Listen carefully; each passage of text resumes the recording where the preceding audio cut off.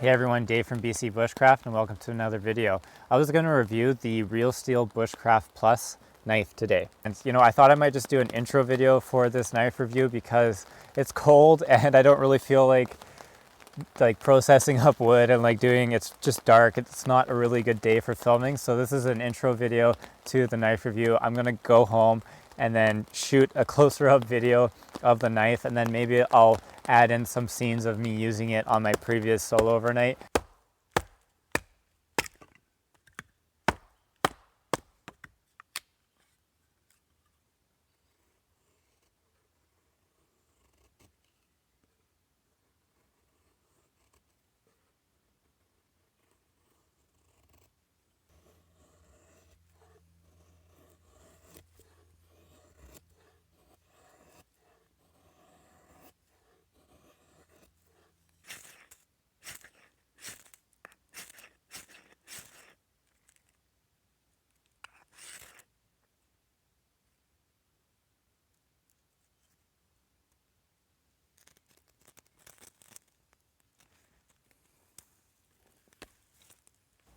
Okay, so now that I'm at home, let's take a closer look at the Real Steel Bushcraft Plus knife. They give you a nice piece of paper kind of detailing everything about the Bushcraft Plus. You got the blade steel, which is 14C28N, same as the Mora Garberg, the Sandvik steel there. The blade thickness is 4.5 millimeters, so it's a fairly thick blade, closer to your SE4. Your blade length is about 4.5 inches. You got removable G10 handles. Total length close to 10 inches, 9.44 inches. Comes in a flat grind where you can get the Scandi, which is what I have. Comes with nylon sheath and a Kydex inch insert. So I must say that the Real Steel Bushcraft Plus is by far the best fit and finish that I've had out of the box from a knife. This thing was definitely hair shaving sharp, which none of my knives have actually been right out of the box. They've been close. It's totally flush. Handles are totally flush. Everything is just really well done. You got a super sharp 90 that has no problem with ferro rods. Everything about the fit and finish of this knife is perfect. I would give it a 10 out of 10 every day for this knife. It is the best knife fit and finish wise that I've had. So that says a lot. It does have some jimping on top, which is actually really interesting. I've never seen a company do this before, but they've kind of just machined the edge down here. So it's one of the most comfortable jimping too that I've actually experienced, which it's a plus. It's the little details of a knife like this. You got the sharpening choil. That's also a plus too. You kind of got this hidden lanyard hold back here, which is a cool little styling kind of touch to it. So this knife kind of fits right into the kind of bushcraft range as far as size. It's a little thick for people who are super into wood carving, but this high Scandi grind makes it so that this knife just bites into wood no problem. I found that for the thickness of blade, it actually didn't affect, just doing feather sticks or just, whittling ends of wood, things that you would do when you're out doing solo overnights. It had zero problem being like a thicker, beefier blade as far as that goes. Just because that edge is so fine that it is a little bit more delicate out of the box. I rolled the edge a few times when I was just smacking on some branches and things like that. That being said, I roll the edge on every single knife that I own. I've never not rolled an edge on a knife, so I'd rather have, a really super sharp knife with the potential to roll because I can sharpen that out than to have, just a sword edge almost where it's too blunt and it just doesn't bite into wood. So moving on from that, I really do like the blade. I like the thickness. It splits wood, batoning a little bit easier than your traditional 3mm blades. It's got that extra little bit of knife edge here, being 4.5 inches pretty much compared to your standard 4-inch blade or your 4.25-inch blade. That I do like that extra little length there, and it makes it so it's not an over cumbersome knife. So from there, let's move into ergonomics and the handle.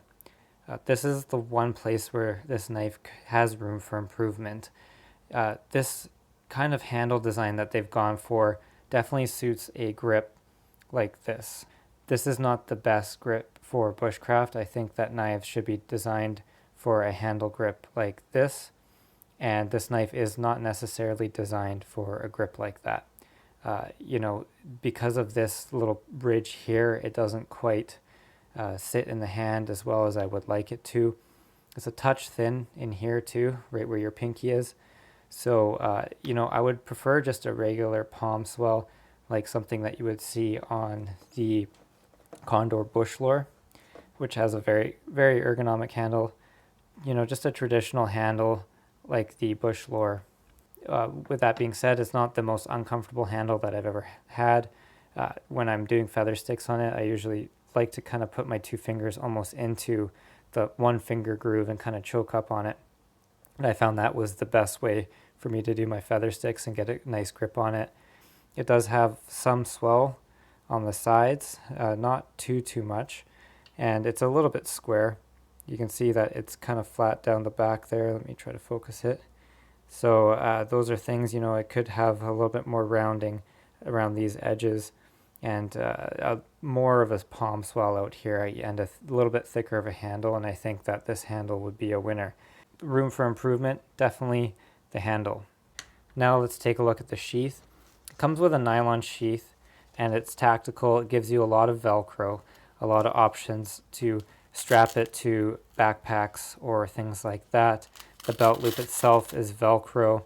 It's got kind of these extra bells and whistles, like a pouch here that you can use, you know, put a sharpening stone or ferro rod. I have a ferro rod, and I have the Allen key that will remove the handle scale. I'm not that big of a fan of nylon sheaths, but it comes with a Kydex insert, which is kind of interesting. So you kind of pop this drawstring off, take this string out like so, and then you simply pull out the Kydex insert. So this makes easy for someone to change if they're left-handed. You can flip this around and make the sheath to sit on your left hip rather than your right hip. I don't really like nylon sheaths, and I thought that, you know, it comes with a Kydex insert, and maybe I could just use the Kydex insert with my Tech Lock that is currently on my Rat 3 Kydex sheath. But in reality, when I did pop off the Kydex sheath, it's too long. I find that the way that I would like to carry it, you know, kind of scout style, it's just too long to carry that way. And I would almost consider shaping this sheath myself and taking off this whole chunk and, you know, just ditching the nylon, because I'm just not that big of a fan of a nylon. It's a lot of extra weight and bulk, and I don't really need like pouches and stuff like that. I like, you know, simple stuff, you know. The Kydex insert in the Bushcraft Plus, it doesn't have a thumb ramp here, so it does hurt when you're popping out the knife. That corner right there should really get trimmed down so you have a thumb ramp, maybe on both sides even. The Kydex insert, I don't know if you can hear that. It has rattle to it, so it's not the best formed fit, I would say, but it definitely has a good enough retention that that knife's not coming out. It's just loose. So there's room for improvement on the sheath for sure. You know, I would much rather this knife come with, like, you know, you take this as the Condor bush lore sheath, you put that knife inside that sheath, and all of a sudden you have this really attractive knife with the leather and the black, and, you know, I think that's something that would work really well. Or you could just go straight Kydex, put it in something like the Rat 3, and then all of a sudden you got kind of more of like a tactical, you know, nice quality Kydex sheath with this knife in this price range being around $120 American. I think that the sheath definitely needs some attention. It's not a total like killer, you know, this totally sits on your belt fine. It's just a little bit cumbersome, and it's not something that I'm completely into. You can see on this drawing that it comes with a Velcro strap here, and this thing was absolutely garbage. I actually just cut it off the sheath right away. It got in the way every time I tried to pull the knife out. And I find that I didn't even need it because it snaps in with the Kydex and you got enough retention there that there was just no point in having that little Velcro strap. It was just really useless, I found. So this is a really nice belt knife. Besides the little, I'm being a little picky with my kind of review here, but I thought, I should tell you guys some of the things that I found with this knife. But, this is going to be my go-to belt knife now. It's going to replace my other knives. So, things like, I got the Rat 3 down there. I got the Condor Bush Sword down there. I got my Mora Companion. And I'll just kind of lay them all out so you guys can take a peek at how the knife looks compared to all of these guys. So it is a touch bigger as far as blade size goes with that extra blade length. I do really like the extra thickness of the blade. The blade is balanced. It's very well balanced blade. It's not too heavy in the handle, which is a problem with like the Condor Bush Sword. Is very handle heavy. The balance point is more back here than it's up there.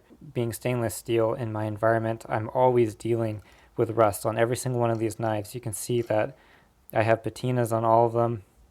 They're always like covered in something because sometimes I just don't have time or just the ability to be cleaning my knives meticulously all the time. So it being a stainless steel knife made out of a fairly high quality metal, it's definitely going to be my go-to belt knife for most of my adventures now. One more thing is that I did find that the finish on this knife was quite easily scratched up.